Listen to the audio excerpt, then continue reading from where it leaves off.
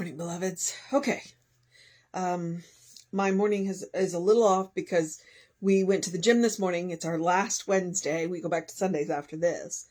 And there was a car accident. So we had to figure out how to get around that. So everything is just a little bit later than it should be. So I'm playing catch up. All right. It is August 2nd. Our title is Understanding. Our author is Ella Pomeroy from Powers of the Soul, 1948. So, understanding. Understanding is more than and different from a knowledge of facts. It does not necessarily go along with or follow obedience, nor can the intellect of itself be counted upon to produce it. Understanding both springs from and produces an inner feeling of right relations. It is the ability to lay hold of relationships and utilize them. It is the power to grasp essentially right relations, which should exist between all objects and mental states upon this earth. Understanding prompts people to investigate their world, its nature and purpose, for they are able to enter into, to feel, to sympathize with all persons, conditions, and circumstances around them. And they are able to bring both accustomed and unusual details into successful combination in proportion to their perception of intrinsically right relationships or relations. Understanding in God is the constant power to estimate meanings, significances, and values correctly, and spirit is inevitably successful because of spirit's inevitable rightness with perception and conception. Understanding in the mind of God is an idea of rightness. Understanding in people is their ability to perceive and to conceive and perceive right relationships. Okay, that was very complicated and a little confusing, simply just because there's a lot going on. But it's one of the reasons, understanding is one of the reasons why banning books is problematical. Because when you read a book, you get inside somebody else's head. You get to see their thoughts and their feelings and their circumstances and how those thoughts and feelings can be created based on what's happening in the character, or if you're reading like a biography, in their lives. So, reading books is one of the things that creates empathy. Because we don't get the opportunity to get inside each other's heads. That's just, that's just not what happens. We can talk to people, but even if we talk to people like for 24 hours straight, we still only know 10% of what's going on in their lives. That's Reverend Jesse said that, and it's really stuck with me. But books give us the opportunity to see what happened, what brought us up to this point, the thoughts, the feelings, the actions taken, and all of that, which creates empathy. We just went to see The Haunted Mansion, which is arguably a silly little kids movie. But in that, you develop empathy for all of the characters based on what has happened, the choices they've made, the things that are happening. And that's what a good story will do. And so I think that's what she's getting at is with understanding, you get to understand what brought people to the decisions that they've made, the circumstances that they find themselves in. And while you may not agree with them, when you have that empathy, then if nothing else, then you don't make their position harder, But in other situations, you might find ways to support them or help them or, there's a quote from the Dalai Lama that says, if you can't help them, at least don't hurt them. And that's what understanding is about. That is what understanding is about. So that's why we talk about getting to know yourself, coming into right relationship with yourself. And when you explore the truth of your being, and then you explore your relationship with the God of your understanding. And that's one of the reasons why it's really important to have, I call it the God of your understanding. Okay. The truth is God is infinite. So there is never going to be a time when any person knows all of God. But the good news for us is that God can know all of us. So God is naturally in right relationship with us because God knows all of us. So when we explore the truth of our being and we explore the God of our understanding, and I say that because a lot of the time, what we think about God, what we know about God, has been communicated to us. And it has been communicated to us by people that love us, by religious institutions, by people that don't care very much about us, so they say all of these things about God. Well, what other people say about God may not be true. Which is why it's extraordinarily important for you to go back and do your own work, to get to know God. That's one of the reasons why Emerson would be a good place to read. He's hard at the beginning, but the more you get into it, because he believed that one of the best ways to know God was to watch nature. So, and to a degree, I believe he's right. So, and again, that goes back to reading books where you can get inside somebody else's head, learn their thoughts and feelings, learn what brought you. And it all comes back to God, to understanding. And so I advocate getting to know the God of your understanding, not the God that you've been told about.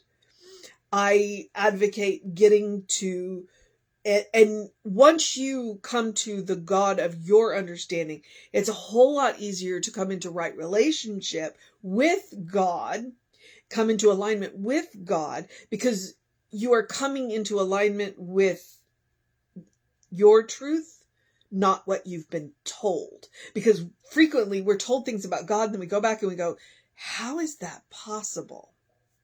So Ella is talking about understanding and right relationship, and you got to do your own work to get to it. So understanding is more than and different from a knowledge of facts. It doesn't necessarily follow obedience. It's you can't count on the intellect by itself. Understanding is going to involve the intellect, but it's also going to involve your feelings. Both springs from and produces an inner feeling. So understanding, it's empathy. It has, I think understanding has a large degree to do with empathy. And she says that, they are able to feel, to sympathize with all persons, conditions, and circumstances. When you can put yourself in somebody else's shoes, you develop empathy, you develop understanding, and you come back to the situation of, if you can't help this being, at least don't hurt them. Dalai Lama. So, yeah. So the mission today, should we choose to accept it, it is to come to a degree of understanding. And that requires work on our part.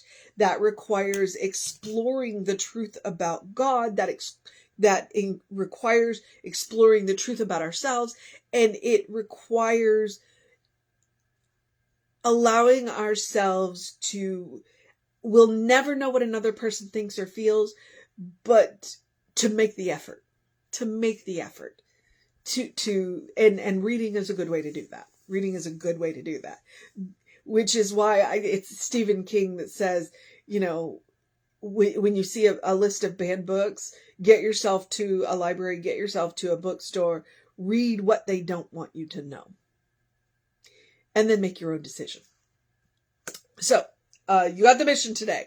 The second part of the mission is the same mission I give you every day. It is the spiritual principle, the spiritual practice of self-care. It is to do something loving for yourself, do something kind for yourself, do something compassionate for yourself. And reading is honestly, and I will tell you, one of my favorite books in the entire world is an Ernest Holmes book called This Thing Called You. And the good news is if you're limited on time to read. The good news is if you have access to YouTube, I read it to you because there's not an Audible copy of it. And I just was like, I thought that was wrong. So you can go to the Creative Life Spiritual Center YouTube channel, or you can go to the Running Rev Ryan YouTube channel and look for the playlist that says This Thing Called You. It's 16 chapters. They range from like 8 minutes to 23 minutes. I read the book to you. It's one of my favorites. So, I commend that book to you. But that is loving, kind, and compassionate. I have found this book of courage, compassion, and consciousness to be a very loving, kind, and compassionate thing to do for myself because it's deepening my understanding. I talked about the God of your understanding. Well, this book is helping me to expand that because there's no time when that stops, I want to continue because I will never know all of God. I'm grateful that God knows all of me, but I will never know all of God, but I can work on it every day. And I'm okay with that. I'm okay with that. It sounds a little weird, but I'm okay with that. But I'm also thrilled with the fact that because I will never know all of the God of my understanding, the fact that I can work on it every day, that's really cool. So, loving, kind, compassion. It also looks like taking a deep breath before you speak. You will never speak to anybody more than you speak to yourself. Take that breath, think about what you're about to say, and make it loving, kind, and compassionate. It looks like taking a nap. It looks like taking a walk. It looks like taking a break. It looks like saying yes to something that pushes you a little bit out of your comfort zone. It looks like saying no to something that is just really draining you.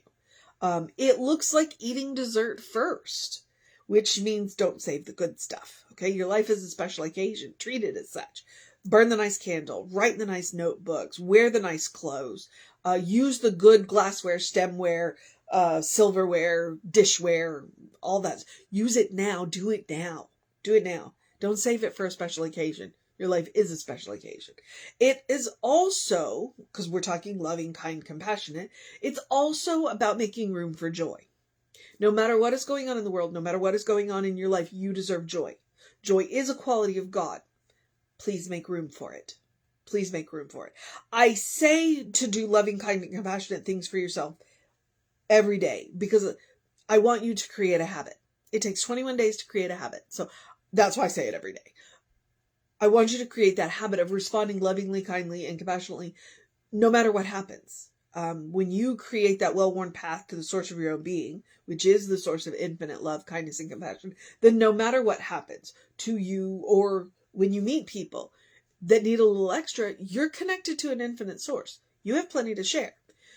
But I also say it because you deserve your own love. You deserve your own kindness. You deserve your own compassion. The way you treat yourself teaches other people how to treat you. Please remember that. Treat yourself lovingly, kindly, and compassionately, and expect other people to do it as well.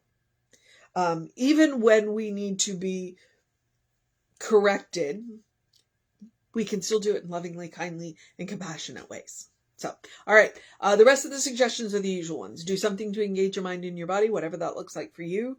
Please drink plenty of water. A customer told me yesterday that it was 104 out there. Hydrate. Your brain and your body will work better. Your skin looks better when it's well hydrated. So please hydrate. Drink plenty of water. And get that early in your day bright light. 5 to 10 minutes between 7 and 9. It helps to reset your hormones. And will help to, if we're talking sunlight. That's why I say 7 and 9, if we're talking sunlight. You'll have more energy during the day, sleep better at night. If you get up before the sun, artificial light will work too. Just bright light, 5 to 7 minutes. Try it. I would like to tell you it's as good as a cup of coffee, but I'm not allowed to drink caffeine, so I don't know. I don't drink coffee. So, but you know what I mean. All right. And then the last one, my last suggestion is my Ernest Holmes quote, open the windows of your soul. Allow the breath of heaven to remind you, you do live in heaven right here, right now. It's all around us all the time. One of the ways to open the windows of your soul is absolutely to read. To read, and to read everything. I'm not talking just about sacred literature. I'm talking about everything. Anything that opens your soul and allows you to feel something. That is what I'm talking about. And when you come to that realization that heaven is a mindset, it is a state of consciousness. It is something that you create for yourself, not a place you have to get to. When you learn that heaven ceases to be a place and can become any place. And that, my friends, that is a superpower.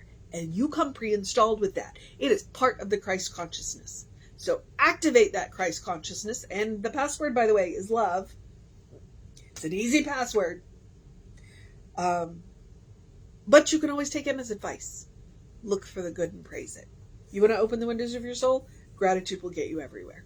All right, beloveds. Okay. I think I have said everything that I need to say. So here's where I will remind you. We are Creative Life Spiritual Center, Creative Life Spark on the social medias that we are on. I am the Running Rev Ryan on the social medias that I am on. You want to know what's going on with the center? Email info@creativelife.org. That will get you on the constant contact, and the hot links are hot.